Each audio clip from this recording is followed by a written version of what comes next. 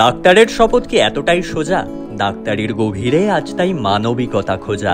মৃত্যু মিছিলে নিজেকে পাই খুঁজে, মেনে নি শেষ নিঃশ্বাস চুপচাপ মুখ বুজে। পাশে থাকার কথা দিয়ে ফেলি রোজ, হঠাৎ একদিন হারাই তাদের, হয় তারা নিখোঁজ।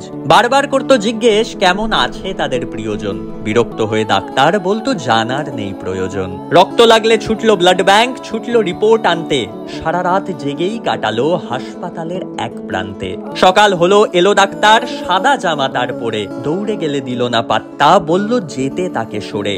আশায় বাঁধা বুকটা করছিল ছটফট, একটু যদি ডাক্তার বাবু দিত তার মতামত। হঠাৎ পড়লো ডাক, বলল আসতে তাড়াতাড়ি, দৌড়ে গেলে সেখানে জানলো অবস্থা নাকি বাড়াবাড়ি। প্রথমবার হাসপাতাল তাদের কথা জানতে চাইলো, রুগীকে রাখবেন কি রাখবেন না, তাই রেফারের কথা বলল। ভয় সংশয় নিরুপায়, বুঝলো না কিচ্ছু ওরা, সময়ের অপেক্ষা করলো তাও জীবন গেল না ধরা।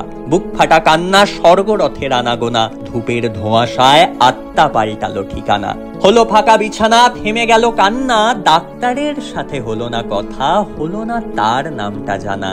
ডাক্তারি নয় কোনো সঞ্জীবনী, নয় কোনো অমৃত, ডিগ্রি চিকিৎসাও হেরে যায় ঠিক এই শপথের মতো। থেকে যায় দেওয়া ভরসা, দেওয়া সেই গুরুত্ব, তাহলে বাঁচাতে না পারলেও বাড়বে না রুগী ডাক্তারের দূরত্ব।